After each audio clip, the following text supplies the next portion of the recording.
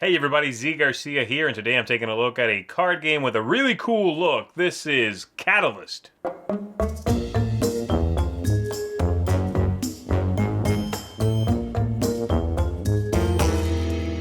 In this game, the players are going to be using their coins to buy up characters, which the game calls catalysts, and then using those characters' powers to get more money, more characters, to buy up buildings, but ultimately, no matter which of those things you do, to score more victory points. Let me give you a look at how this works. We'll come on back after that. I'll tell you what I think of the game. In the game, the players are trying to score the most victory points, and they're going to score those victory points here on the score sheet from the values of these catalyst cards, the characters from the buildings that they've gathered, from the military tokens, with a bonus to whoever has the most, second most, and so on, and for leftover money at the end of the game. So here's what the game looks like set up, in this case for 3 players. And on your turn, I'm going to go ahead and go first over here. I get to do one of 3 things. First thing is collect money. I am going to take as many coins as the highest numbered card out here. They go 1 through 5. So right now, if I chose to take money, there's a 3. I would get 3 coins. Second option, I can buy a catalyst, and I'm going to pay as much gold as the number of the card modified by where it is in this line. So if I buy this one, it's normally 3 minus 1 because it's there. I would pay 2 for that, 1 for this, 2, and so on. The third option is activate a catalyst I've already purchased and put in front of me, okay? So it's my turn. I'm going to go ahead and pay 2 coins, put those back. I take this, I put it face up in front of me, and then everything shifts down the line, and we replenish it from the deck of cards. The next player is going to go, then the player after that comes back to me, and let's say I want to activate this catalyst here. This one is going to allow me to do one of 2 things. It's going to allow me to take 1 gold coin or get 1 of the military tokens. I turn it sideways, I activate it. Let's say I take the military token instead of the coin. And once it's done activated, I'm going to turn it face down and put it in my score pile.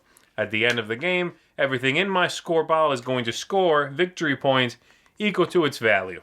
If it's still face up at the end of the game in front of me, it won't score anything. So you have to make sure you're watching out for that. As you can see, the cards have across the bottom different abilities. This one, for example, when you activate it, you get 3 coins. This one is going to get you 1 of those military tokens, but the other one lets you recruit a catalyst right away. You still have to pay for it, but it lets you recruit one. This one here gets you 1 of these chain activation tokens. This one, upon activating this character, I get 1 of these, and it lets me activate another character on the very same turn. I cannot carry this over from round to round, so if I don't use it right away, I do lose it. And then you have this one over here, which has 2 symbols. Again, lets me recruit someone, but the other one lets me buy a building. These 4 stacks up here are the buildings in the game. They go up in value, 1, 2, and 3. And I am going to, upon, let's say I bought this character earlier, and I choose to activate it, I am going to, let's say I want to ignore recruiting someone else. These are optional choices. But let's say I want to buy a building. Well, I would pick one of these and I would pay that many coins. I would also have to pay an extra 1 for every building I already have.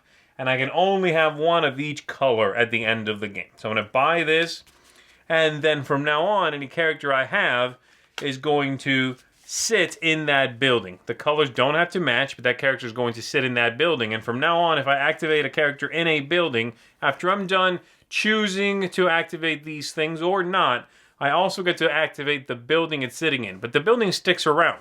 Once this character gets flipped face down and scored, I will be able to refill this building. And at any time I have characters and buildings and the building's empty, I will put that character into a building. So having these early, of course, is going to generate more things for you. Plus, they're cheaper. Later on in the game, if this has been purchased and this player bought that one, if our third player over here wants this, they'll have to pay at least 3, possibly more, if they already have some of these buildings in front of them. Now, the way these score at the end of the game is dependent on a card we flip over at the beginning of the whole game. There are 4 of these, and they tell you how each of the 4 different buildings is going to score once we wrap up the entire game. In this case, for example, if you have a blue building, you are going to get 1 victory point for every coin you've got left. Green building, just 4 victory points. Yellow building, you get 1 point for every yellow character, every one of these yellow catalyst cards in your score pile at the end of the game. And then for the red one, you would get 1 victory point for every character in your score pile that shows a military token. All right? And again, these powers are sort of mixed up over the 4 different cards. So that's largely it. Buy characters or take money and then activate these characters. Try to buy up these buildings, both so you can get powers throughout the game and get some points at the end of the game. Once the end of the game approaches, which is when this pile here runs out, we have another 10 cards that were set aside at the beginning just to allow us to get to the end of the round, and then everyone takes 1 more turn. Then we are going to score up victory points. And again, values of everything you scored, the 4 buildings as described here, assuming you own them. Military tokens, for every 2, you get 1 victory point, and then having the most gets you, let's see here, 6 victory points, 3 for second place, 1 victory point for third place, and then coins, for every 3 you've got left, you're also going to get 1 victory point, and that's it. So, pretty straightforward. You've seen every symbol down here now. You understand how everything works. So let's go back up top. Let me tell you what I think of it. Alright, so that is Catalyst. Let me tell you some things I liked, some things I was not as thrilled about. So, first of all, the game looks really neat. I love the look of the cards. The world is kind of this steampunky, post-apocalyptic sort of vibe it's putting out. And so I like that a lot. Both the illustrations and the iconography is very straightforward. I'm happy with that.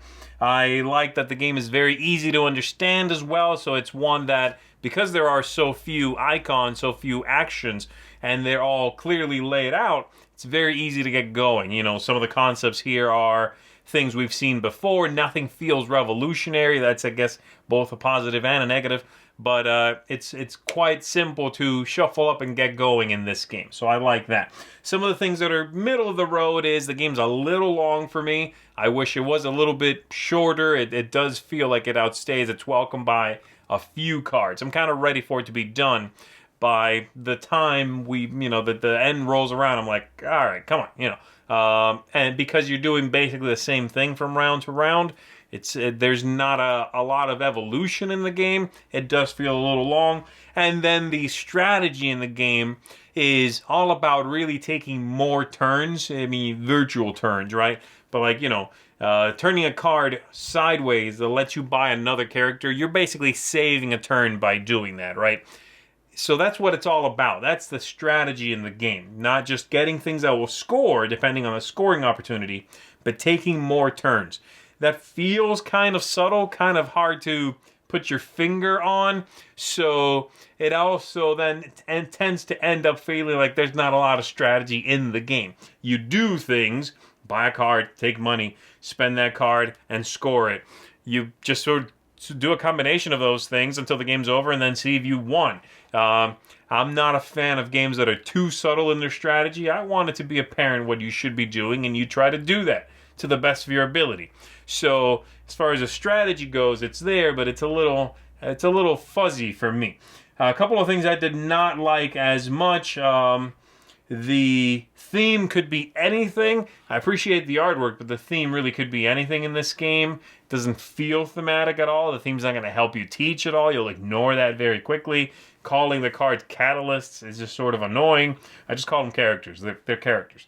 And then also I already touched on this a little bit, but it feels like you're doing kind of the same thing over and over, even with the different scoring cards. Everybody's using the same one. Some cards out there, based on the scoring opportunities, will be better than others. Everyone wants those. It's apparent what you should go for. Again, the game doesn't have a lot of depth just because it's subtle. It just feels like you're doing very little in the game. Overall, I don't dislike this game. I love the look. It's quick to teach and easy to grasp. I do enjoy it, but it does feel like there aren't enough flashy moments to keep it in my head after I've played. Once I'm done playing this, I've had a pleasant experience. Everyone seems perfectly content, but no one is going to find it, I think, a particularly memorable experience. One we'll be talking about a week from now. That's too bad. I kind of want that in games these days. I want games that have something, that have moments at the very least, that are memorable.